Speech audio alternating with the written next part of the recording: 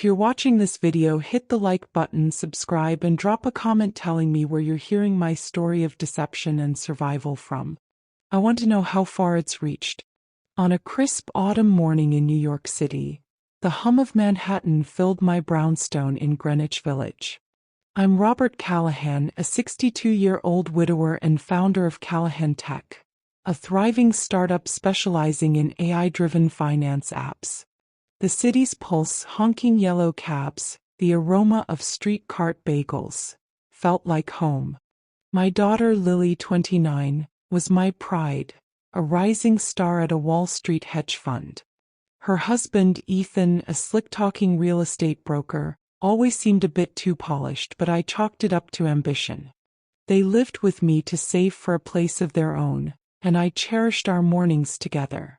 That Monday, Lily was in the kitchen brewing coffee for the three of us. Her auburn hair was tied back, and she hummed as she poured espresso into my thermos and Ethan's sleek stainless one.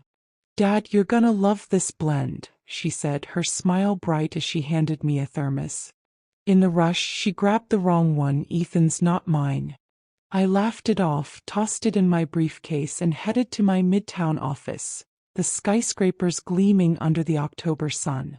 That thermos would turn my world upside down.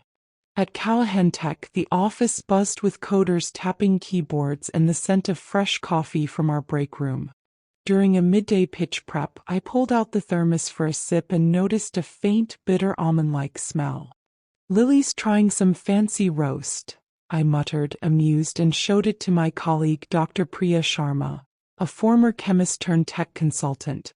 Priya was my go-to for everything: brilliant, sharp, and always ready with a quip about my terrible coding habits. "Check this out, Priya," I chuckled, holding up the thermos. "Lily mixed up my coffee with Ethan's. Smells like she tossed in some weird syrup." Priya sniffed it, swirled the liquid, and her face went pale as a ghost. "Who made this?" she demanded, her voice low and urgent. "Lily for Ethan," I said, puzzled. "Why?" "Get Lily to Mount Sinai right now," she said, grabbing my arm. "Don't ask, just go. It's life or death." My heart plummeted. The office chatter faded as Priya's words sank in. "What's in it, Priya? Tell me." She shook her head, eyes wide. "I can't be sure without tests, but that smell, it's not coffee. If Lily's been drinking this, she's in danger." Her voice trembled. "Go, Robert. Now." I bolted, texting Lily, "Meet me at Mount Sinai. Urgent checkup. Don't tell Ethan."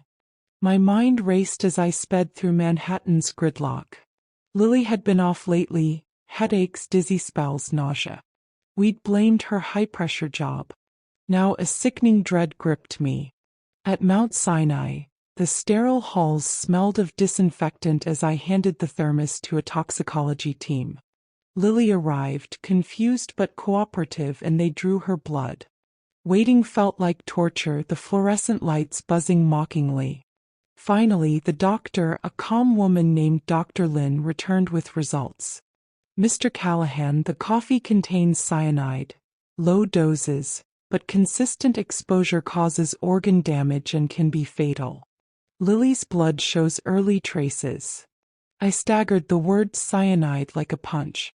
Someone was poisoning my daughter. My thoughts spiraled to Ethan, his thermos, his coffee. But why? That afternoon I couldn't face home. I drove to my lawyer's office in Lower Manhattan, the city's skyline a blur. Ms. Rivera, who'd managed my estate since my wife's passing, pulled my will. I'd left Callahan Tech and my assets split between Lily and Ethan, whom I'd welcomed as a son. But a clause hit hard. If Lily died first, Ethan inherited her share outright, including control of the company upon my death. A recent revision, at Lily's urging, added protections.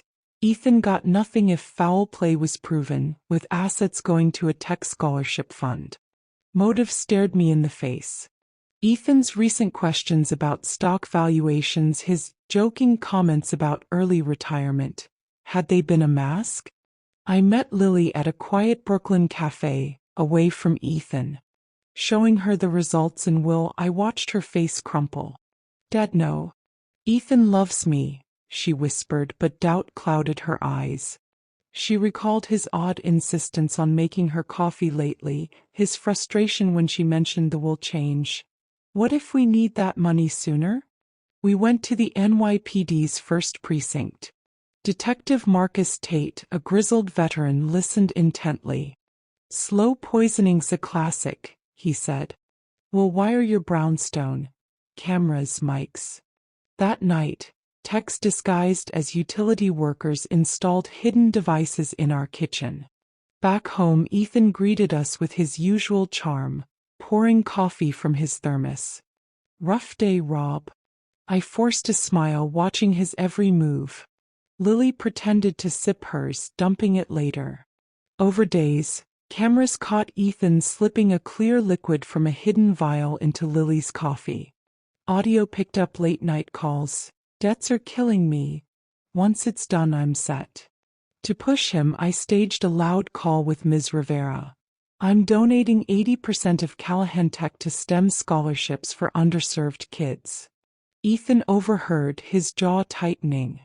Footage showed him doubling the liquid doses, searching cyanide effects on a burner phone. Lily played her part, faking dizziness and paleness at work. Tests confirmed spiked cyanide levels in her discarded coffee. He's desperate, Tate said. Time for the trap. We chose a family dinner. Take-out pizza in our dining room, the city lights twinkling outside. Ethan poured Lily's coffee, smiling too brightly. She drank, then clutched her chest, gasping, and collapsed, safe props mimicking a seizure. I screamed, Lily, and dialed 911, undercover paramedics rushing in.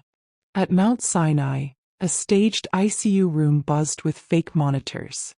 The room was a chilling tableau, dim lights casting long shadows, the beep of a heart monitor slowing to a flat line, and Lily lying still under a crisp white sheet, her face pale with expertly applied makeup. Doctors, in on the plan, moved with practiced urgency, their voices low as they pronounced her dead from cyanide poisoning. I stood by her bedside, gripping the rail, my heart pounding, not just from the act but from the agony of seeing my daughter like this, even knowing it was a ruse. Detective Tate watched from a hidden control room, cameras rolling.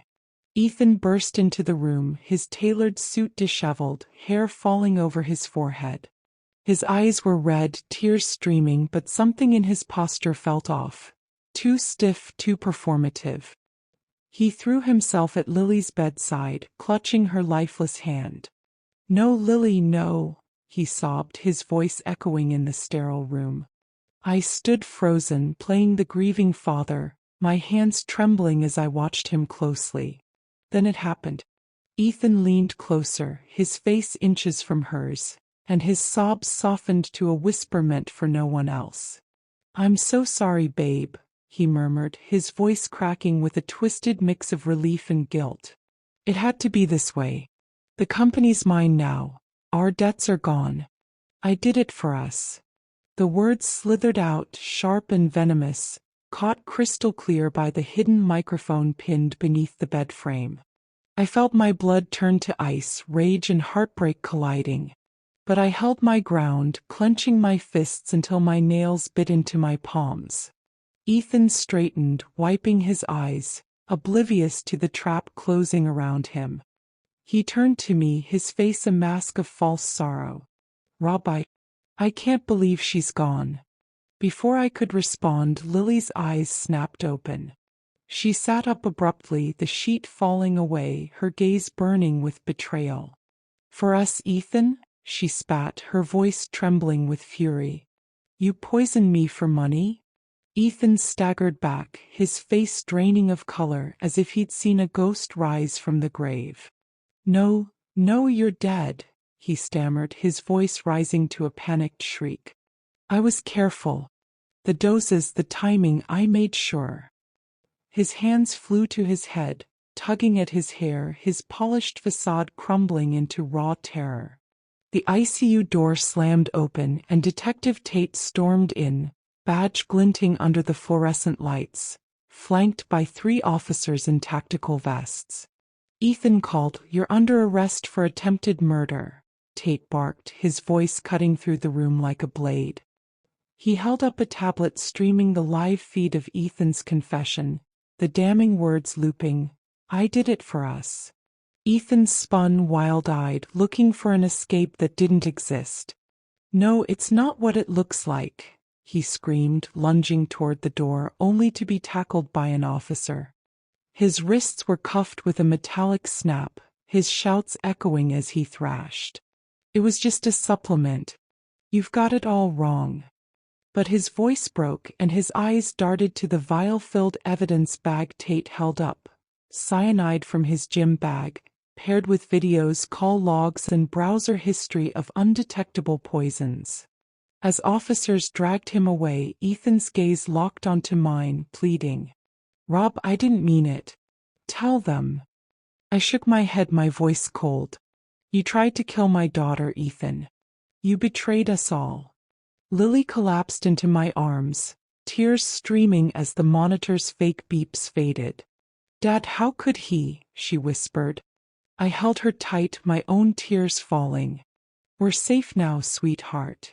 In the precinct's interrogation room, Ethan cracked under pressure. "I got the cyanide from a Jersey dealer," he confessed, head bowed. "Started small after the will changed. Debts were crushing me, she was my way out. Lily filed for divorce and we leaned on therapy to heal the scars. Callahan tech soared after I launched the Real Scholarship Fund, turning pain into purpose.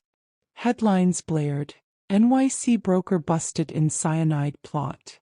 Months later, Lily and I sat on a Central Park bench. The city's hum softer now.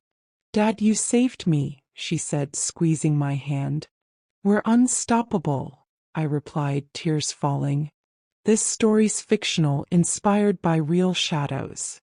If you faced betrayal, would you fight or stay silent? Share below, your voice might guide another. God bless. Courage triumphs.